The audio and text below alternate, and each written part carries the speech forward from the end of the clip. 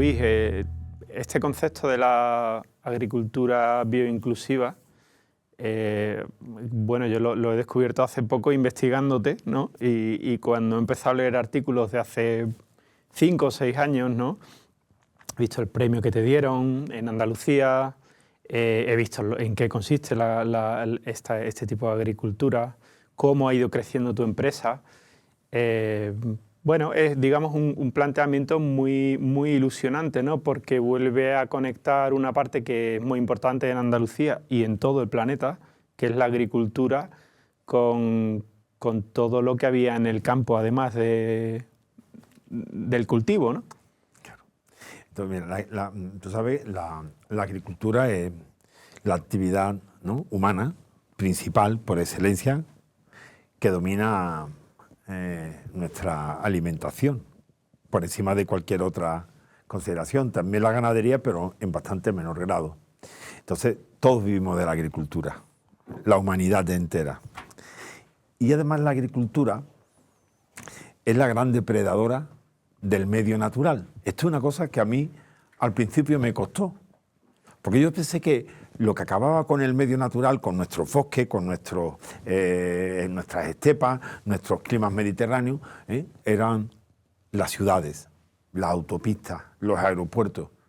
Y un día descubrí que lo que está depredando el medio es la agricultura. La agricultura es la responsable del 90% de la desaparición de la biodiversidad en la Tierra. El 90% la agricultura, no ninguna otra actividad. Entonces, fíjate en qué consiste, ¿verdad?, cuando lo analizas. Llegamos a un paraje natural, sea del clima que sea, ¿verdad? Puede ser sabana, unos más semiáridos, otros más húmedos, y llega el hombre ahí. ¿Y en qué consiste la agricultura?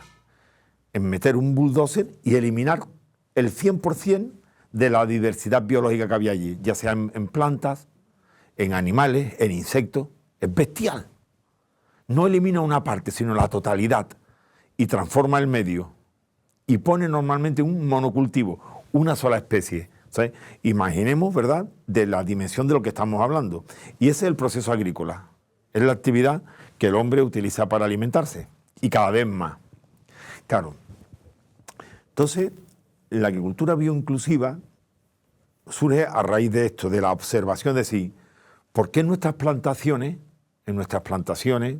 de cualquier otra, ¿verdad?, sean frutales, pues olivos, pues de cualquier especie y tal, ¿por qué en nuestras plantaciones no hay vida natural? Yo voy cambiando la terminología de forma intencionada. Una vez digo naturaleza, otra vez digo los bichos, otra vez digo los animales, para que todos tengamos un concepto amplio de lo que significa. Yo decía, ¿por qué cuando yo vengo a estos bosques artificiales, que son nuestras plantaciones, ¿por qué no veo animales? ¿Dónde se meten los bichos? ¿Por qué no? De pronto empecé a descubrir que, tal como practicamos la agricultura, es excluyente de la naturaleza. Tal como, ¿verdad?, cultivamos, apartamos la naturaleza. Y dije, me acuerdo, fue un domingo por la tarde, estaba por el pasillo de casa paseando y estaba pensando en un proceso creativo que lo he hecho muchas veces en mi vida. Yo dije, ¿qué podría yo hacer para que en nuestras plantaciones vinieran los animales, volviéramos a producir biodiversidad? ¿Qué podemos hacer? Y me acuerdo que aquella tarde de aquel domingo empecé a tomar medidas, a anotar medidas, eran intuitivas, nada basadas en la ciencia, que yo pensaba que podían generar la vida allí natural en nuestras plantaciones. Y así lo hice, pero no en una parcela pequeña. Empecé con más de 200 hectáreas simultáneamente de golpe, 200 hectáreas, eran de cítricos, y la metí en esto. Entonces empecé a tomar medidas, como siembra directa en las calles de los naranjos, pero siembra, a diferencia de otras que se hacen hoy en día, 20 años después, o casi 20 años después, siembras que yo llamo siembras funcionales, o sea, que cumplía su ciclo. Si sembraba mezclas de cereales, los cereales espigaban y semillaban. No los segaba como cubierta verde decorativa maravillosa, sino dejaban que cumplieran su ciclo. Áreas de reserva natural, todos los caminos sin aplicación de herbicidas, los arroyos y los desagües sin aplicación de herbicidas, y la hierba que nacía en estos caminos, en estos desagües y tal, y en todos los linderos, que eran kilómetros y kilómetros, porque todas las explotaciones agrícolas, todas, de todos los agricultores, tienen kilómetros y kilómetros de linderos, y los linderos siempre los hemos tenido limpios y con aplicación de herbicidas, porque es lo que nos han educado, ¿verdad? Lo que nos han transmitido en estos últimos 80, 90 años, que era una finca bien llevada. Entonces empezamos a permitir que todos los linderos, los caminos, tal, como he dicho antes, tuvieran hierba, pero que la hierba fuera funcional, o sea, que la hierba cumpliera su ciclo, floreciera y semillara. Pues transcurridos 3 años, solo con esto, fue una explosión. Determinadas poblaciones de animales se habían multiplicado por 10. Fue algo que todavía cuando lo recuerdo me emociono, digo, madre mía, qué fácil. En una agricultura tan tradicional y convencional, no una agricultura alternativa, que cambiaba todo, que va contra el agricultor tradicional. No. En nuestra propia agricultura, solamente con varias medidas, como las poblaciones de distintos animales se nos disparaban. Fue bestial. Y pasado como 3 o 4 años, un día vino un grupo alemán muy fuerte que me dijo, quiero conocer su modelo de producción agrícola. Hemos enterado por ahí, hemos indagado un poco y me gustaría conocerlo. Y estuve aquí. Cuando ya se iba, me acuerdo, antes de montarse en el avión, me dijo, en breve tendrá noticias nuestras.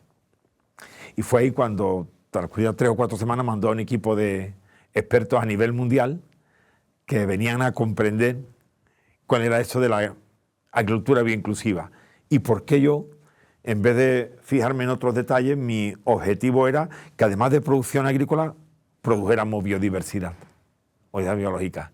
Y ahí empezó un proyecto que ha revolucionado el mundo. ¿Qué pasa, Luis, cuando los animales vuelven, la hierba crece y el cultivo sigue? Porque has demostrado que pasan cosas buenas, ¿no? Bueno, primero fíjate, la mejor cosa del mundo, para mí y para cualquier ser humano, es ver que aquello se llena de animales. De forma gratis, gratuita, sin coste adicional. Es decir, es compatible. Nos habían dicho que no era compatible y es perfectamente compatible. Entonces, eso yo creo que es una satisfacción para cualquier ser humano que lo vea. Como nuestros naranjales, ¿verdad? O nuestras plantaciones de almendro, o de olivar, o de caqui, o de melocotones, pueden ser grandes productores de bichos, de animalidad. Lo primero que pasa es lo siguiente. Tú, sin ser consciente, empiezas a restablecer un equilibrio natural. A la hierba natural empieza a haber un montón de insectos depredadores. Y los insectos depredadores, la más conocida, la mariquita setepuntata, el cocinélido, los cocinélidos. Las mariquitas, los cocinélidos, que son depredadores, empiezan a comerse las plagas de los naranjos. Las plagas, ¿verdad? Porque siempre las plagas son herbívoras, comen de tu cultivo, ¿verdad? Y empiezas a darte cuenta cómo el nivel de plaga disminuye hasta límites asombrosos.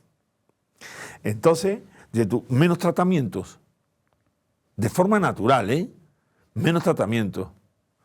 Y cual menos tratamiento, menor coste de producción. Y además, nosotros hemos controlado muy bien el tema de pesticidas para no matar los depredadores, para que siempre los depredadores, los que controlan nuestras plagas, estén en las poblaciones muy altas, en un número muy elevado, que ha sido uno de los grandes secretos. Cuando no matamos los depredadores, ¿verdad? No matamos los insectos, empezamos a tener mariposas y grillos y saltamontes y zapateros y libélulas, ¿verdad? Pero de forma espontánea. asombroso, pero no alguna cantidad, por miles.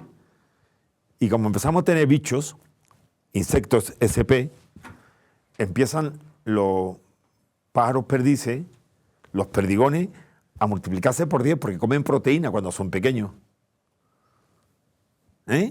Y empieza a ver lagartijas que no se veían porque comen insectos, y erizos, y topos. Y empiezan a aparecer los cernícalos, y las lechuzas, y los mochuelos, y se empieza a generar... Es algo tan emocionante. Sí, sí. Y mejora el consumo de agua, ¿no? He leído por ahí también. Sí, claro. Sabes que tenemos varias patas, ¿no? Varios pilares fundamentales en la agricultura bioinclusiva, y uno de ellos es el agua. Si hacemos sabes que, por ejemplo, la cuenca del Guadalquivir es deficitaria cada año casi entre un 8 y un 10%. Estamos extrayendo y consumiendo más de la que de forma natural regeneramos con las lluvias, ¿verdad? Con nuestros acuíferos, etcétera, etcétera. Entonces, estamos siempre por encima de nuestras posibilidades. ¿Qué fue lo que nos planteamos? ¿Cómo podemos consumir menos agua? Y con técnica y con implementación de lo que son las ondas de humedad, las ondas de succión, nosotros hemos reducido el agua más de un 10% sobre la dotación que tenemos. ¿Cómo le explica Luis al agricultor de toda la vida que ha venido haciendo las cosas como le decían que había que hacerle, esto que has comentado de los caminos, ¿no? Que tenían que estar limpios y fumigados, que esta otra manera es válida? ¿Es fácil convencerlo? A ver, yo la mejor manera que le podría decir es lo siguiente. En ningún momento estamos hablando de ninguna otra agricultura, ni de la bio ni de la eco, porque mi sorpresa fue descubrir que en las plantaciones bioeco no había animales. Digo, es algo que estamos haciendo mal. Y estos bio y eco debería de estar llenos, y no los hay. Están pelados, limpios, ¿verdad? Porque es otra cosa que no hacemos bien. Entonces, yo le diría al agricultor tradicional, que es el importante, que es el que domina el 90% de la producción agrícola, diría yo, es la misma agricultura, solamente que cambiando algunos hábitos. Esto es una cosa progresiva, no hay que hacer nada raro. No podemos perder ni un solo kilo de producción de lo que producimos ya. Esto tiene que tener claro el agricultor tradicional y todo el mundo. O sea, nuestro objetivo es que las fincas cada vez produzcan más, porque son imprescindibles para la alimentación humana. Con lo cual, todo lo que generemos tiene que ser a base de respetar la producción. Pero es factible, es posible, y así lo hemos demostrado en estos 15 años, producir biodiversidad, y dándole en los linderos un cobijo a todos los nidos de esa cantidad de aves, ¿verdad? Hemos plantado rosal silvestre con las plantaciones de rosal silvestre en los linderos que no afectan para nada a nuestra finca. Hemos recuperado el alcaudón, tanto el común como el real, pero el común está todavía en una situación mucho más crítica que el algodón real, ¿no? Porque las espinas del rosal silvestre son imprescindibles para el almacenamiento de los insectos que coge el alcaudón, o incluso muchas veces para matarlos, etcétera, etcétera. Podría contar miles de cosas, pero no tenemos mucho tiempo para esto, ¿no? Luis, de hecho, casi que tenemos que acabar ya. Te agradezco muchísimo que hayas venido y que nos hayas contado tu historia. Muchas gracias.